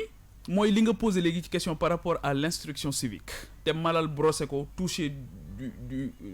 ci mbir mi fi nga xamante ni foofu la nekk te ñun ñëpp ñu am ci problème y compris les médias très sincèrement parce que amul àdduna révolution boo mën di jël engagement citoyen boo mën di jël il faut que mu am caisse de résonance mais su fekkee ne média da ngay jóg dem pour couvrir une manifestation pour tout simplement dire que y avait personne mais c'est pas le plus important il faut pas confondre le message et le messager yenn saa yi le messager est moins important mais qu'est-ce qu'il dit en réalité ñun fii dañuy topp ombre bi ba proie bi rëccuñu et malheureusement c'est ça bu doon benn nit rek moo tax ma ne il faut qu'on consacre la dignité humaine mais su ma nee on consacre la dignité humaine jox doomu aadama gëddaam mais c'est pas seulement les autorités qui doivent le faire mais ñun aussi il faut qu'on se respecte donte benn nit rek nga fekk place de l'Obélisque muy am lu muy ñaxtu mais sëriñ bi loolu am na solo soo xamante ni kéemaan la mais lan moo dal le gars bi dem lakk boppam buntu palais Cheikh Diop la tudd yaakaar naa xawma parce que nee na il a été injustement apprécié par des autorités administratives mais kan la choqué ñaari xale yi dee électrocuté biir Rebeuss mais kan la choqué c'est-à-dire que ñun problème bi ñu am fondamentalement mooy curseur bi la ñu mettrewul sur les véritables enjeux et malheureusement loolu moo ñu sonal loolu moo tax ñi ñu ko seqal sax duñu la wekk duñu la respecter parce que nit ñi ci boppam ñooy wàcc seen ànd malheureusement c'est ça qui nous arrive donc les pans de la société kenn ku ci nekk ak registre boo mën di nekk il faut que nga xoolaat yow sa niveau de responsabilité dans ce qui nous arrive aujourd'hui am na ci loo xam dañ koy reprocher yenn saa yi ma gis dara ma romb fenn sax gis nit def dara ma ne honnêtement lii Macky mënu ci dara ça c'est pas lui comprendre nga donc malheureusement c'est ça final est-ce que kër yi ci biir kër yi ak ci biir école yi ku ñuy wax éducation instruction ñaari aspect yooyu mooy li nga wax léegi ci instruction civique bi pour man le problème c'est l'institution de base c'est la famille am na ñoo xam sax dañuy wax ne la famille a démissionné les parents ont démissionné ma ne y en a qui n'ont jamais été à l'œuvre am na si ñoo xamante ni très sincèrement jur rek la ñu def et il se daal di désengagé wu ñaare li xale yi def yëpp ci mag ñi lañ ko gisee li xale yi di def yëpp ñaare ci mag ñi lañ ko gisee parce que engagement aussi citoyenneté volontariat loolu sa papa ak sa yaay aussi mën nañ ci contribuer bu baax mais bu dee sa papa s'en fout de la République des lois de la République lu ko neex def lu ko neex wax mais foofu rek ngay génn après daal di exploser yes waa kon PDF ndax kon ci kaw loolu réew war a mën a émerger man honnêtement j'en ai rien à cirer nga baal ma Penda des concepts parce que pour man Afrique dafa sonn ci ñetti temps bu njëkk bi esclavage la woon 3 siècles et demi esclavage ñuy jël ñi gën ci ñun yóbbu leen ñu jóge ci loolu encore une fois bi ñuy esclavage bi muy am tubaab bi daawul ñëw rek di sëq yóbbu de da daan jaar ci ay sénégalais ay africains di jël di yóbbu mooy africain de service yi may wax biñ ci jógee ñu ne esclavage doxatul léegi nañu def colonisation aussi ils avaient leur gars peau noire masque blanc maanaam fu ne am na fu ñuy jaar day am fu ñuy jaar ñooñu tam bi ñëwee dafa am ñu leen ko yombalal daal di dëppoo ak ñoom nag d'accord ak ñoom bu njëkk bi xam nga lu ñu leen doon jox esclavage pacotille lañ lay jox jox la benn seetu ngay seetu jox la sàngara ngay kii yaa ngi dégg ñu jël yóbbu pacotille bi ñu demee ba loolu ñu changé bi ñu indee colonisation médaille la ñuy joxe mooy le vieux nègre et la médaille ba tey jii am nañu Christophe Bigot di woo ambassade France di leen décorer parce que tout simplement dugg nga ci ñoom seeni desiderata ak ni ñu ko bëggee. donc ñu ngi ciy wéy ba tey. Guy Marius Sagna xam nga kenn du ko yóbbu di ko décorer Fou Malade kenn du ko yóbbu di ko décorer yaa ngi dégg day bañ de. Sëñ Muntaxa kenn du ko yóbbu di ko décorer même sunu patron yi ñu am ci wàllu industrie yi bañ tey di xeex ak multinationales yi kenn du leen décorer mais xam nga kañ lañ lay décorer su leen wóoree ne yaa ngi jël profil bi dëppoo na ak ñoom yaa ngi dox ci li ñu bëgg bi ñu jógee ci colonisation bi ñu indi léegi le temps des concepts mais barki démb la ñu FMI gërëm fii FMI réew mu gërëm askanam mu ngi dee amul réew mu FMI nee na ñu ngi ci 6%. banque mais sëriñ bi banque mondiale ak FMI gisaguma réew mu ñu génn ci guuta et pourtant loolu moo leen tax a jóg. mais soo ko gisee nga wax ma ko léegi nag c'est kii Penda c'est le temps des concepts léegi ñoom ñoo lay wax OMD ñoo lay wax kañ ngay émerger ñoo lay wax nangam mais émergence dafa ànd ak plan Orsec. waaw war na xaw na alors Malal rapidement dama am ay question parce que li ñu dese ci waxtu bëreetul ay question yu jógee Géejawaay te yaa ngi fi toog foog ñu wax ci benn bi mi ngi jëm ci mbirum Alioune Sall ba ca des jëm ci li ñuy wax fan yi HLM Las Palmas c'est ça bon kër googu nga xam ne ñii nee na Ndiaye Dragon nee na Dragon fa ne en tout cas andi na tuuti tiitaange parce que même bu dekkee ñu ngi koy foowee tuuti xëy na bés mën na ñëw la fa nekk génn mën a lor ay nit on ne sait jamais dañ ciy moytu rek déjà naka nga jàngee situation bi en tant que doomu Géejawaay parce que fa la mbir mi xewee la ca des mooy mbirum Alioune Sall mi nga xam ne boobu ba léegi askan waa ngi toog di xaar mais am ñenn ñu koy tontul ku ci mel ni maître El Hadj Diouf ak ñeneen ak ñeneen naka nga jàngatee loolu. yes mais juste dama bëgg nga permettre ma tuuti ma am xam nga sànq. soxna si dafa ne. on écoute sëriñ si lañ gën a déggal que politiciens yi. moi je dis en fait sax. gënuñu déggal kenn en réalité parce que sëriñ si dafay jàngale citoyenneté fonk dëkkuwaay fonk bërëb respecter et cetera je pense que citoyen bi dafa am beneen question existentielle bu ko gën a préoccupé parce que ñun dañu yar xëy na ci diine am ay question yi nga xamante ne amuñu réponse am ñu yaakaar ne sëriñ bi moo ko mun a régler ñu ngi ci diine mais en même temps jànguñu diine c'est-à-dire dañu nekk ci ay jullit lañu l'islam la ñuy wax taalibe Serigne Touba lañu taalibe Maam Alaaji Malick lañu alors que ñoom am na lu ñu bind ci ne citoyen war a comporter woo te liy ëpp ci taalibe yi je suis désolé doxewuñ noonu donc ça c'était une parenthèse juste pour dire que quand on est un bon talibé on est un très bon citoyen boo nekkee talibé bu comprendre dëggantaan jàng tu es un bon citoyen pour revenir un peu ci affaire u Aliou Sall mooy li ñu ci wax c'est-à-dire des fois je vois les gens s'amuser en disant ci internet bi Aliou Sall feeñ na Mauritanie c'est devenu finalement une blague les gens dañ koy foowe les vents nit ñi dañ koy foowe c'est-à-dire xam nga pour man cette question par rapport à Franck Timis par rapport à Petro-Tim tout ça pour man cette question elle doit être tirée au clair c'est-à-dire war nañ ci taxaw àtte ko quoi mu leer nit ñi xam qu'est-ce qui se passe réellement. Mais tey on a l'impression que c'est noyé. Oui, c'est-à-dire et tout est fait pour que cela soit noyé parce que quand il y a eu la mobilisation aar li ñu bokk mun nañu wax ni c'est une plateforme bu regrouper toute une bonne partie de la société civile et des partis d'opposition ñuy xool ni au fur et à mesure ba ci les manifestations les mobilisations yi ñu organiser bu Géejawaay moo ci gënoon a naas ce qui veut dire que en fait est-ce que les autres partis du Sénégal jàppee Aliou Sall moom la waa Géejawaay jàppee Aliou Sall parce que en fait il est le maire de Géejawaay moi personnellement j'ai pas compris pourquoi Guédiawaye n'a pas porté le truc. Pourquoi en fait à Guédiawaye, quand il y a eu cette manifestation, les gens n'ont pas répondu à l'appel. mais Guédiawaye sax ñenn ñi dañ koy mujjee défendre ndax doomu Guédiawaye la. Bon du doomu Guédiawaye quand même Fatick. ndax wala moo jiite boog mairie Guédiawaye moo ko jiite quoi. Il a d'accord. été parachuté ñu jox ko ay moyens. mu ñëw effectivement battre campagne. ba tey jox nit ñi xaalis ñi mu jox leen ay oto et cetera. gagné élection yi. donc en fait foofu aussi mënoo ko ci wax dara parce que il est allé chercher les voix. Les gens ont voté pour lui. À côté on pouvait peut-être Malick Gakou bu amoon fit xëy na moom moo koy nekk. wala keneen ak keneen bu amoon fit moo koy nekk. mais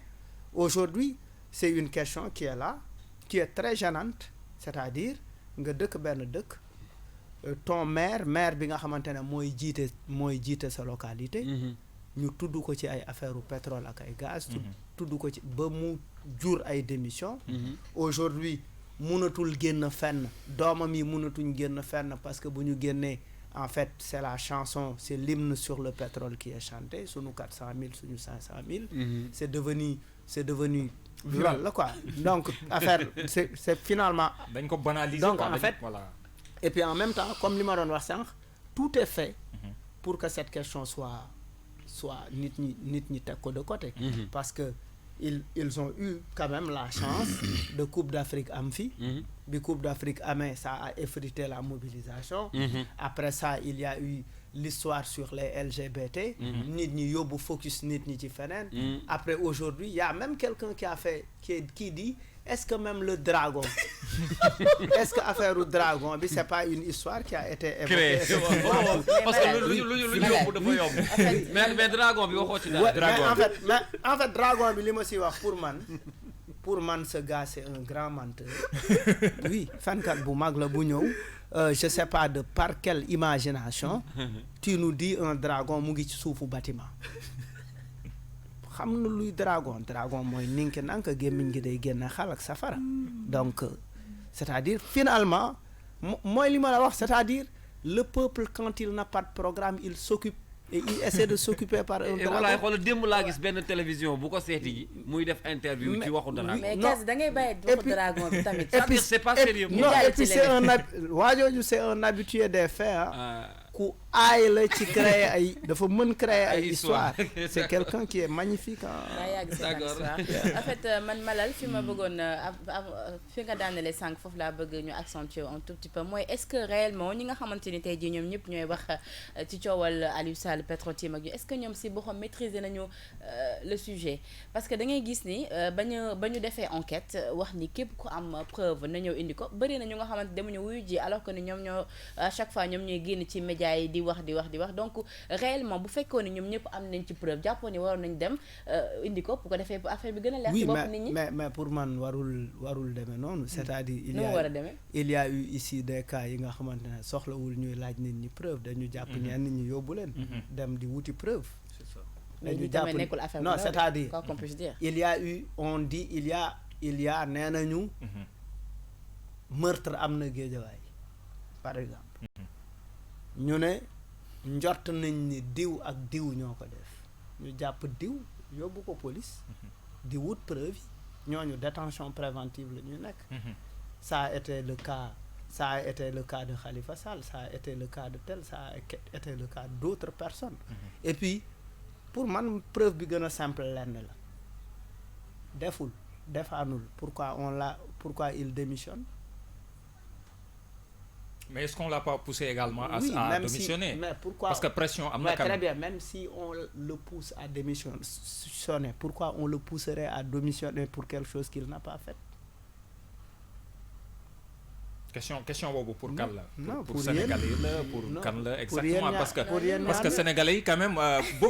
démission bi moom c'est dem na benn instant c'était comme devenu sax benn je veux dire réclamation populaire. Non en fait oui même bu nekkee réclamation populaire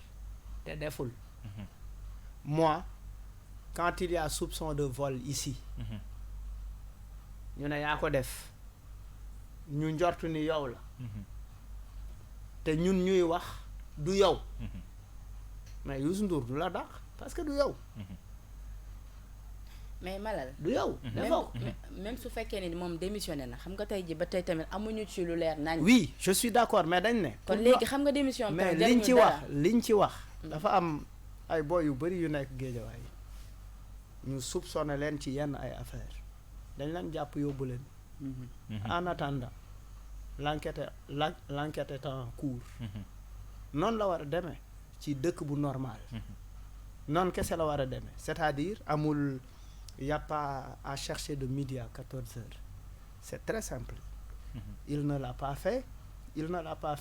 on soupçonne qu'il l'a fait on le garde en attendant pour voir est-ce qu'il l'a fait ou pas. kon daal mu mel ni moom ni mu nekkee rak si njiital réew mi da ci joué lu bëri. oui mais en fait oui fort. mais si parce que en fait il y a énormément de choses en fait qui font que en fait mun nañu permettre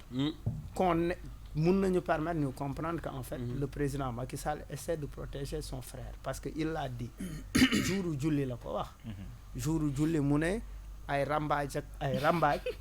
ñu ngi tuumaal sama rak c'est comme ça qu'il l'a dit et je suis désolé un président ne doit pas parler de la sorte. Pape Djibril bu dee ba ma ko mayee parce que dama bëgg a dem yëri li ci yéene kaay ak Serigne Saliou ba pare ñu doog a ñëw nag tëj jotaay bi 11h la ñu waroon jeexal mais il est presque maanaam 11h passé na mais mën nga dem ci sa question. voilà benn question pour Pape Djibril comme du ñuy faral di nemmeeku ci jàkkaarloo bi ñuy wax gis-gis question gis-gis laa lay posé alors dañu gis bërki démb président de la République ñu laaj ko ci élection locale yi mu ne xamaguma sax man kañ la élection yi di am ñu bëri nag interrogé wu ci ne la première personnalité bu Sénégal bu fekkee ne moom mooy posé loolu est-ce que loolu du problème yow naka nga gisee kàddu président de la République boobu. on n'est pas sérieux c'est tout. On n'est pas sérieux même mooy li ma la wax léegi rek moi je pensais qu'on avait une justice forte je pensais qu'on avait un état fort boo xamante ni fi mu toll ci renseignement bu mbir jógee war na xam ku ci xam ak ku ci xamul su fekkee ne ñun suñu état xamut loolu problème am na su fekkee ne suñu état nit dina bind ci Facebook ñu dem jël la dugal la ci kaso bi ne da ngay déstabiliser l'état l'état n'est pas très fort moi j'ai très peur mais Papa Djibi est-ce que jarati na kon ñuy teg ci réew gouvernement bu fekkee ni amul njëriñ wala dafay lajj ci point yu bëri. xam nga boo gisee le débat qui se pose aujourd'hui partout dans le monde c'est-à-dire c'est un problème de défiance bu am sax vis-à-vis de l'autorité la crise des gilets jaunes lan la mais défiance la vis-à-vis crise de représentativité yow Penda Badji tey ban soxla ngay am sa kër sa xel dem ci assemblée nationale pour ñu régler ko kañ ngay am soxla sa xel dem ci conseil économique et social kañ ngay am soxla ne alhamdulilah mercredi le conseil des ministres je suis sûr que son problème dina régler c'est le problème fondamental mooy à quoi sert notre vote on a une démocratie qui n'est pas achevée et une démocratie boo xamante ni ñi nga xamante ni ñoo ko war a jeexal am na pas de géants yoo xam pare wuñ pour def ko parce que c'est des associations privées c'est des GIE moo tax le débat bi am ni sur le dialogue national c'est pour man c'est un faux débat amul njëriñ parce que xam nga lu tax gis nga ay yeneen réew yu dëkk yu mel ni Ghana ak yooyu mais dañuy tijji dialogue national par exemple mais concertation nationale lañ koy tuddee et président bi dina tijji dialogue ay weer il ne reçoit que les acteurs de la vie économique les forces vives parce que parti politique encore une fois c'est une association privée mais association privée ñoo bëgg a léegi dajaloo fee di tong Sénégal mais il faut qu'on soit sérieux alors balaa may dem ci revue de presse bi amoon nañu ay questions yu bëri yoo xam ne ku ci ne bëggoon nañ la ko poser malheureusement mënuñu jàllale yépp Pape Djibi dafa am benn boo xam ne jot naa ko léegi te mu xaw la concerné bëggoon nañ ci dégg sa kaddu bu ñuy faral di wax ay milliards ci dëkk bi ak xëy na ay mbir yu ñuy jël di ko ci teg ñi ngi wax waxu DER bi démb rek ci jotaay bi ak milliards yi nga xam ne mujjul fenn te ñu lebale woon ko ay plainte commencé ci génn ak ay kaas problème de gestion bu ñu waxee loolu ñi ngi fàttaliku yeneen ak yeneen yoo xam ne génnoon na fi yenn yi sax c'était pour dimbali askan waaye finalement dafa mel ni ay coow la gën a jur ko ay solution ci ay milliards yu bëri yoo xam ne dañ koy génnee mais gestion bu du mujjee baax oui mais man bettuma ak rapport yi ngay faral li ma lay dégg ngay faral di wax à chaque fois mais justement c'est un problème de gouvernance parce que mënuloo am ANPEJ mënuloo am PAPEJ mu nekk fi ay instruments yoo xamante ni ñoom ñoo war a financer les jeunes et les femmes nga xëy rek xawma par quelle magie par quelle alchimie nga génne la DER teg ko parce que yaa ngi jub élection tu veux avoir un électorat nga dem rapidement mais c'est-à-dire que dessin électoraliste bi moom mooy sëriñ bi politique bi mooy plombé suñu réew mi yàlla xam na ko c'est ça le problème il y a quelqu'un qui a dit mais man suma kër lañ ma fekk ne ma dañ lay lebal 500 000 il n'a jamais demandé mu jël tee waaw lan moo gën a graaw lii directeur u DER defoon mais xëy toog ci télé bi ci rajo bi ne diw de warul wax parce que financé nañ ko malheureusement parce que kooku attaqué nañ ko opération de corruption qui n'a pas fonctionné opération de corruption qui n'a pas fonctionné qui a foiré c'est tout kooku ci boppam bu doon beneen réew bu respectable bés bu ko waxee dañ koy dindi parce que lui-même en révélant le nom de quelqu'un qui appartient à un GIE boo xamante ni bénéficier na ci financement de façon légale moom moo transcender la loi moom la ñu waroon a sanctionner ci saa si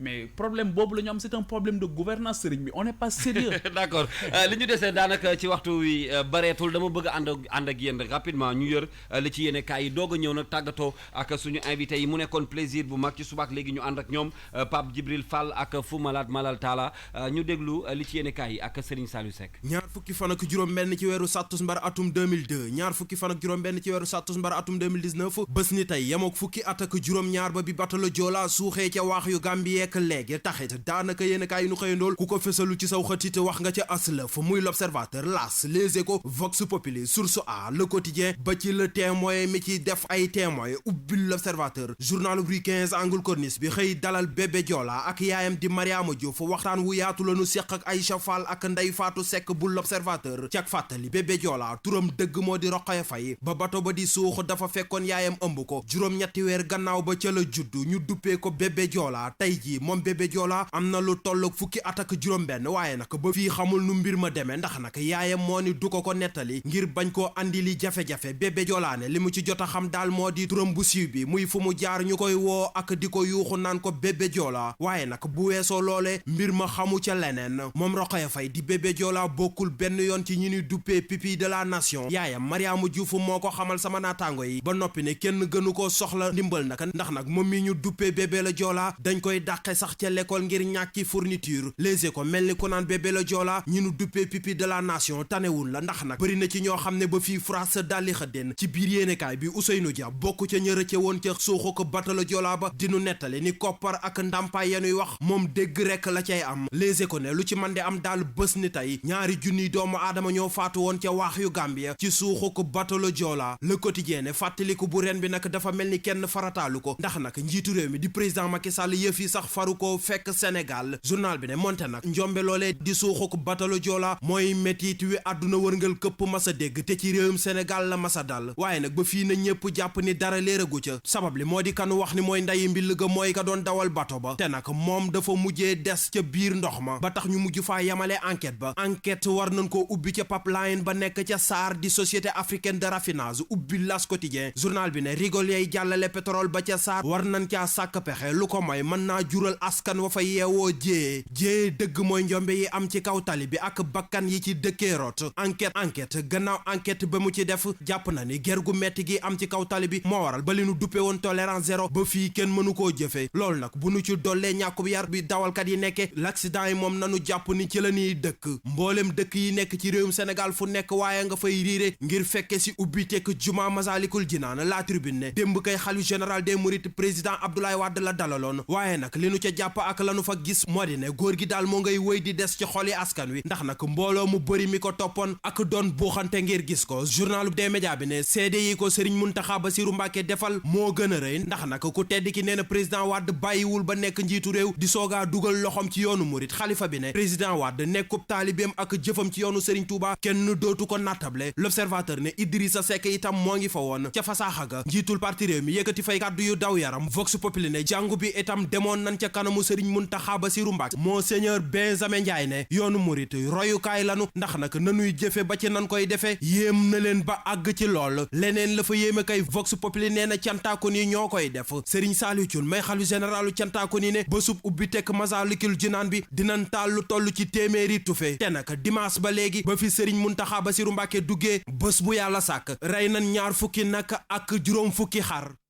ndamal julit yaa ngi sagub murit yaa ngi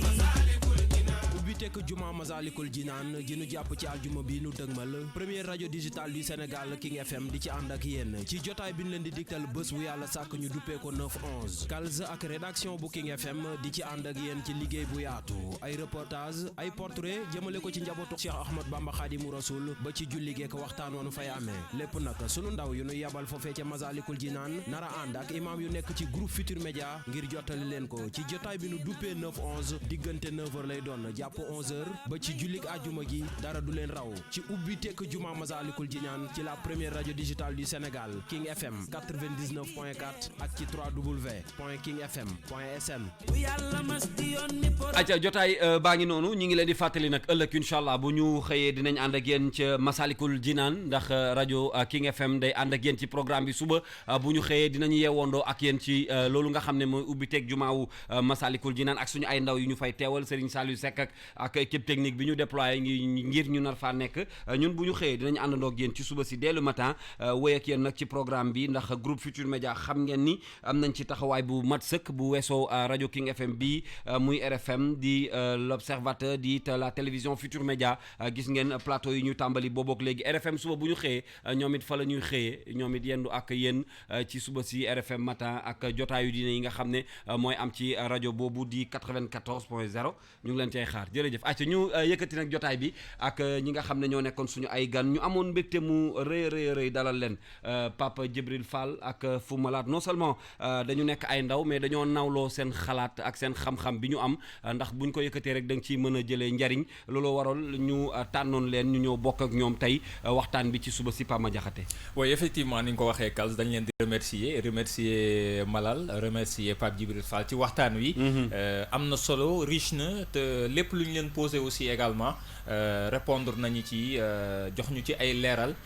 ñu leen ci remercier sànq Malal mu ngi koy wax yee nañ ko fajar mais noonu la dañuy soxla tout le temps ñu mel ne yéen. di waxtaan ak yéen. di leen poser di waxtaan ak yéen ci actualité ak ci xew-xew. ngeen ñu ci wax ndax dañoo nawloo seen xam-xam nawloo seeni argument di leen suivre bu baax a baax di leen jaajëfalaat bu baax ci invitation bi ngeen accepté. yes jaajëf. di la gërëm également am na Ousmane bu service digital nee na mi ngi non seulement mi ngi nuyu Malal mais mi ngi koy féliciter en plus en tant que di ko remercier en tant que doomu Guédiawaye parce que moom aussi fils de Guédiawaye la ci taxawaay bi nga xam ne à chaque fois mu ngi koy am en tant que doomu Guédiawaye peut-être un dernier mot ak Pape Djibril ñi ngi lay gërëm kàddu gu mujj gi ak li nga xam ne peut-être bëgg nga koo bàyyi ci loxo ñi ñu doon déglu booboog léegi di la gërëm ci teewaay bi et surtout disponibilité bi bi ñu waxee ni dañoo bëgg a bokk ak jotaay bi yéen ni nga nangoo ñëw wuy si ñu. bon yéen laay remercier donc di kontaan trop nag parce que da ngeen ma honoré tey ngeen boole ma plateau ak Malal. Je pense que comme Sénégalais yu bëri c'est quelqu'un pour qui on a beaucoup de respect. Qui a eu à mener un combat ba pare li ma gën a neex ci moom mooy son sentiment d'appartenance par rapport à sa localité. Je pense que affirmation boobu ak assumation boobu c'est extrêmement important. te moom il le sait peut-être qu'il le dit pas assez. Mais aujourd'hui à travers une organisation bu ñu am au niveau de Guédiawaye.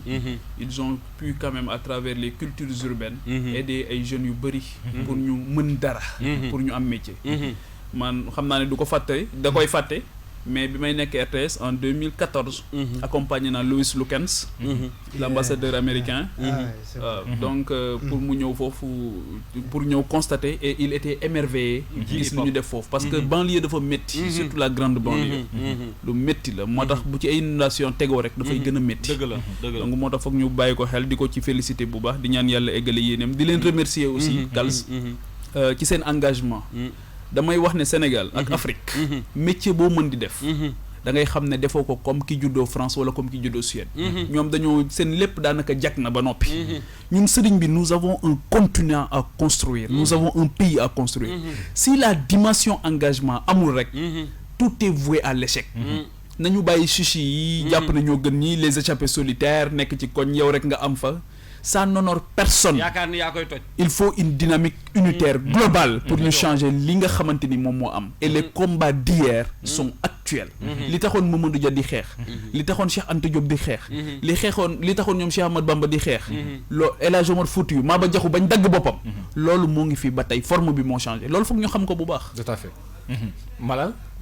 yes donc en fait jaajëf Kals c'est pas la première fois.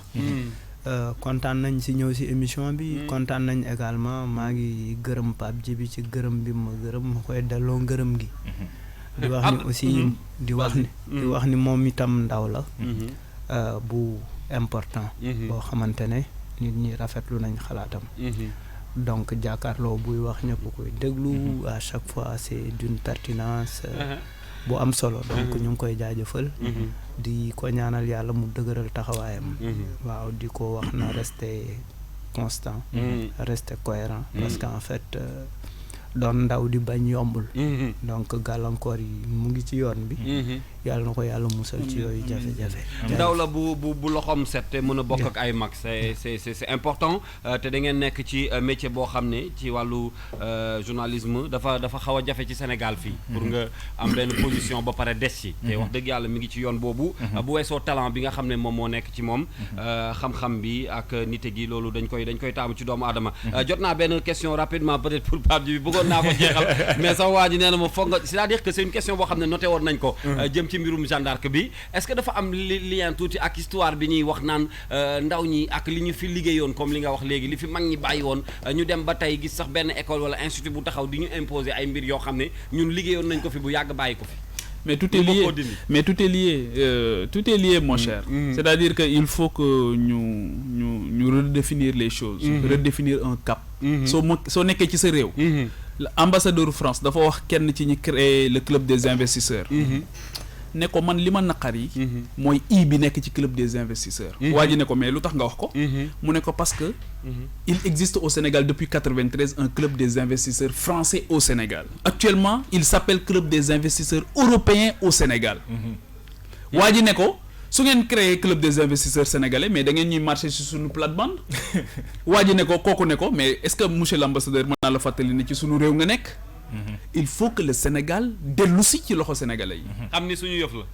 Sur le plan de l'éducation. Sur le plan économique. Sur le plan à tout point de vue. bi nga xamante ni Turquie. France dafa wax Turquie ne leen seen école yi. da ngeen koy xawma muuraay da ngeen koy dindi ak yooyu. mais Turquie dafa xëy ne ko damay tëj école française yi nekk fi yëpp. wax ji jeex. ñii dellu ginnaaw Dubaï c'est la même chose. loolu ful la moo koy def. Dubaï c'est la même chose. école française ya fa nekk bés ba ñu xëyee. ne dañu bëgg a imposer les lois de la France foofu biir Dubaï ne leen bu leen ñu fontoo ñu dellu gannaaw sëriñ bi Malal wax na ko wuude nu mu la gisee la lay ëwale mais bés bu ñu commencé ci bu président France di ñëw Sénégal Macky Sall toog palais xaar ko fa ñu dem jëli ko ñoom seen ambassadeur dem jëli ko fële foofu la lépp di commencé kii waaye déplacer tout un gouvernement pour recevoir un président le pays est à l'arrêt c'est pas possible c'est un peu trop c'est pas possible. Merci beaucoup Pape Diakhaté ñu ngi lay gërëm yow tamit bu baax ci ànd bi nga àndoon ak ñun mbégte la ci sa xam-xam yow it ak yar gi di la bàyyi peut-être un dernier mot. waa jaajëfal Kals remercier encore une fois invité yi jaajëfal ñi ñu doon teewlu ñëpp di leen jox rendez-vous suba incha allah ci journée bu mag bi muy inauguration Masalikul Jinaan. Ce sera demain incha allah ñu marqué benn pause musicale et puis dellu si waat ci li nga xam ne moom moo des ci jotaay bi.